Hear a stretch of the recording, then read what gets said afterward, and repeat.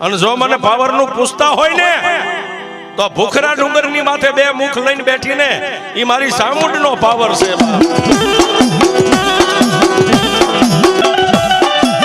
એ દરબાર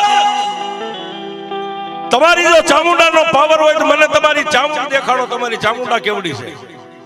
જોજો સાહેબ માણા હવાય મળી જાય ઘણા ભુવાને ભેટો થઈ જાય ભગતને ભેટો થઈ જાય